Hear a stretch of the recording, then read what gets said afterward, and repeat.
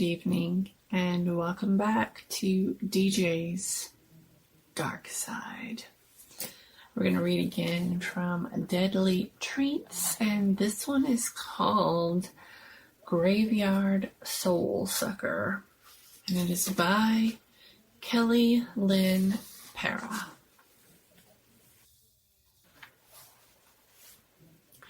This is creepy. I scanned the dark grounds of Meadowbrook Graveyard. The patch of land was so rejected it didn't even warrant a caretaker.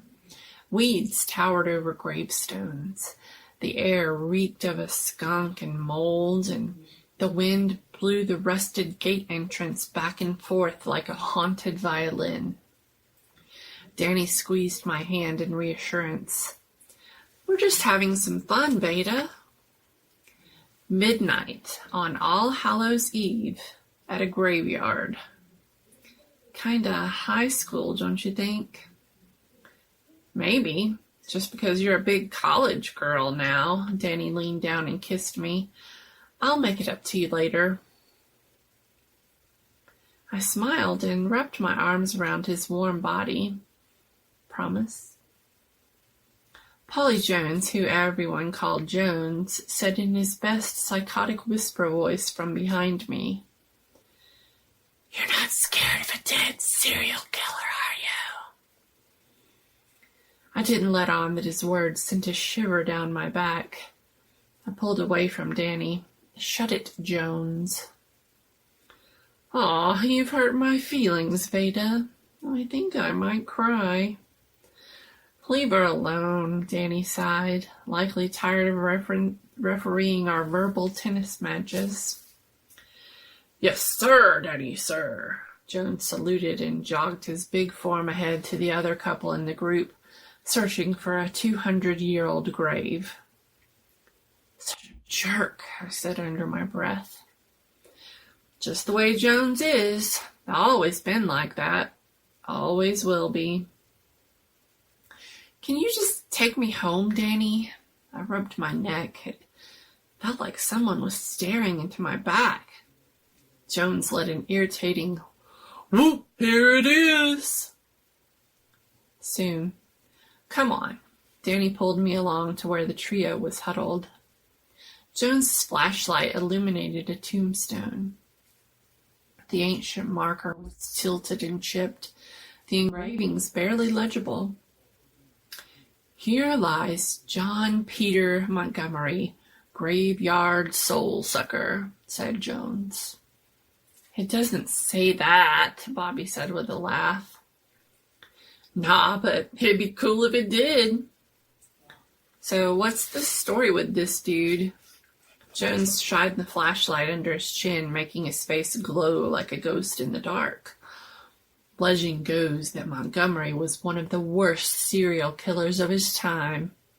Said he killed all kinds of peeps to take their souls into his body by black magic.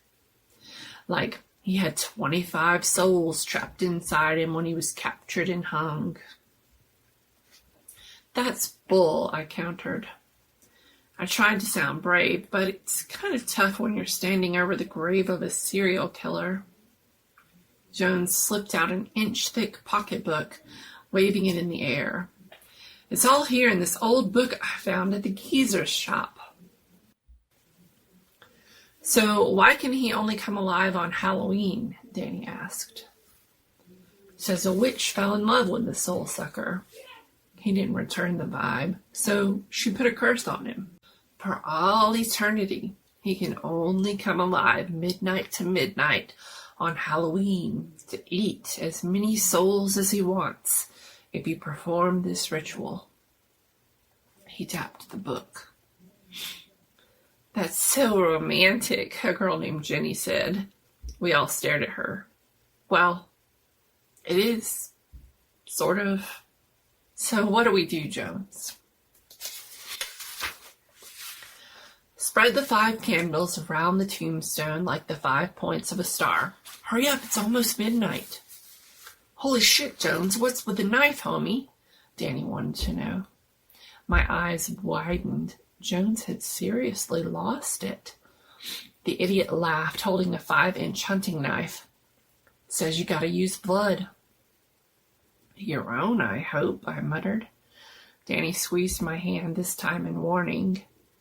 Just a few drops will do us. Jones sliced his own plump thumb with a flinch, and my gut trembled as blood dripped slowly onto the grave. Tiny pins danced along my skin. A cloud floated across the moon, the shadow darkening the tombstone. It's midnight, Jenny whispered. Nothing's happening. Bobby chuckled nervously.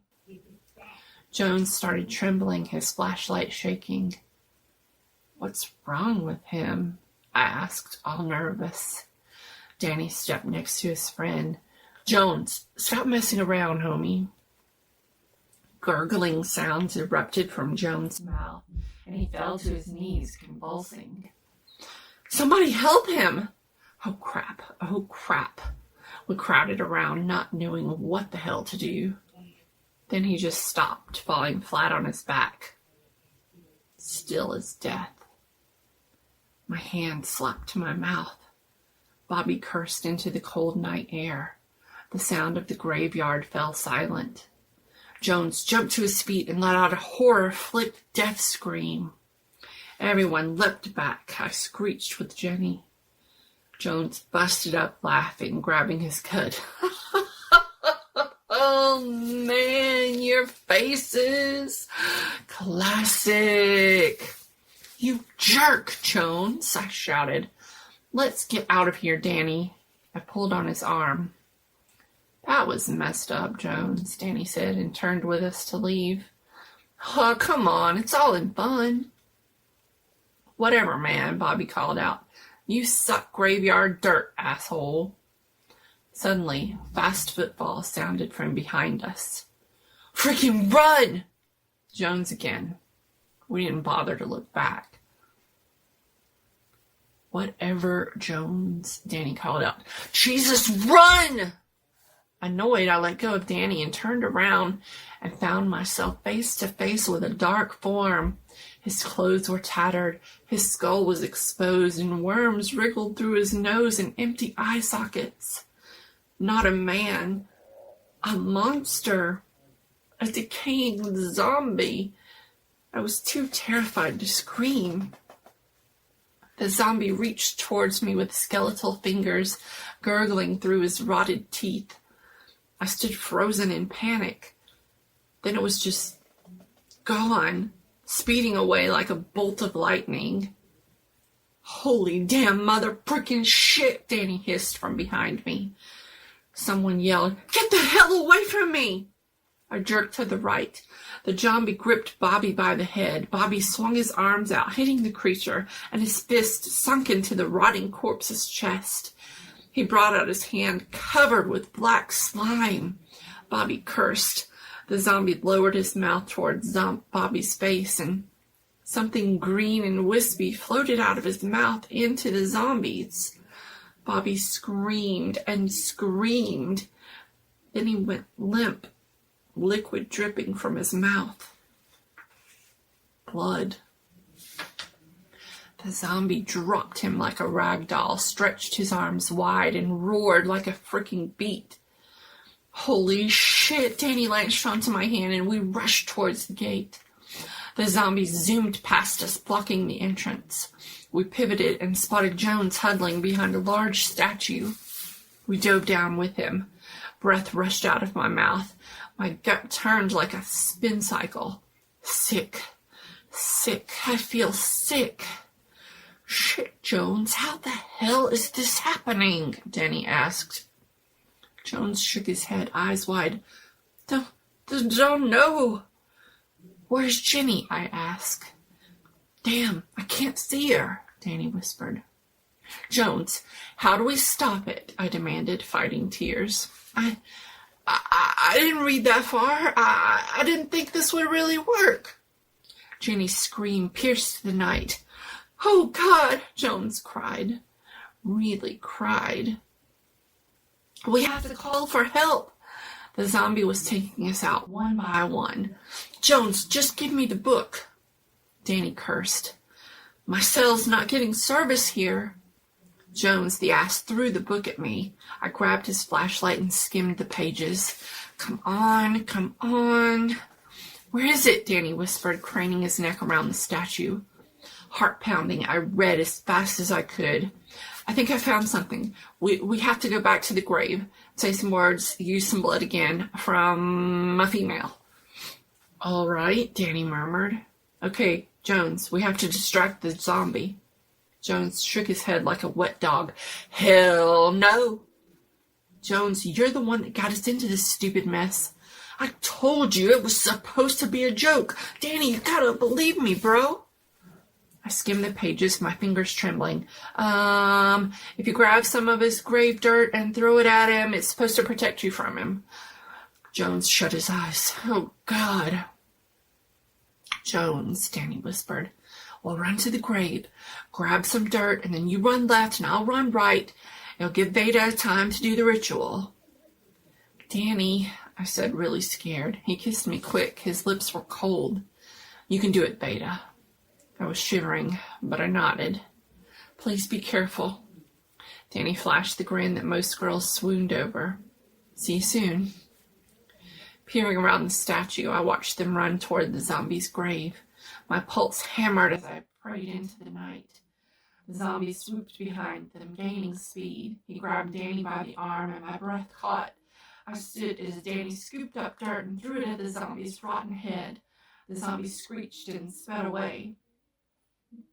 Jones was piling dirt into his pockets like it was freaking gold. I ran towards them.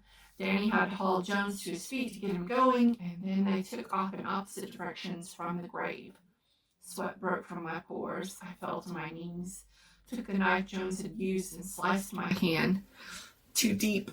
I hissed as blood splashed at the grave. I heard Jones shout. Tears stung my eyes. I read the words from the book. Something changed, shifted, like a veil dropping away. The book fell from my fingers. Cold air rushed against me. The passage flowed from my lips in a language I didn't understand. Something stormed through my body like wildfire. I gasped. The zombie appeared in front of me. Wind buffeted him. He reached out to me in a way that I didn't expect, touching my face gently. Slime dripped down my cheek. Danny called my name, but I couldn't look at him, too afraid. Go away forever, I whispered. Just go away. The zombie sank into the dirt, the ground swallowing him. His mouth opened in what looked like surprise. Dirt filled his mouth, then his eye sockets, until he was gone. The gravestone cracked down the center, crumbling into pieces. I couldn't move. Danny nearly knocked me down as he rushed to me. He grabbed my face to meet my eyes. Veda! It's over, I said. He pulled me into a hug. Light splashed across my face. Jones, Danny, and I leaned against a sheriff's Bronco wrapped in blankets. We were the only ones to survive. Bobby and Jenny were dead. The zombie had killed them. He'd taken their souls. I felt numb. The sheriff wouldn't believe us. He thought we were dropping acid. They thought Bobby and Jenny had overdosed because they were just lifeless. No visible wounds. They don't believe us, Jones whined. I mean, the proof is in the frickin' book. He flipped through the pages. I wouldn't have believed it either, Jones, if it hadn't experienced it, Danny said, tired. Damn, at least we're alive. He pulled me close for a moment. I'm going to see if we can get out of here. He looked at me. Sure you're okay? I nodded and Danny walked away. Veda? Jones said strangely. I wouldn't look at him. What? It says here in the book that only females that can get the soul sucker back in the grave. I finally met his eyes, finishing the sentence. Are those descended from the witch? Joan's breaths filtered from his mouth, fast and short. But how did you know? I didn't. I just took a chance that it would work. But Joan's eyes rolled back into his head before his toppled face first into the graveyard dirt. He'd fainted. Yeah, tripped me out too, I said quietly. I hope you enjoyed.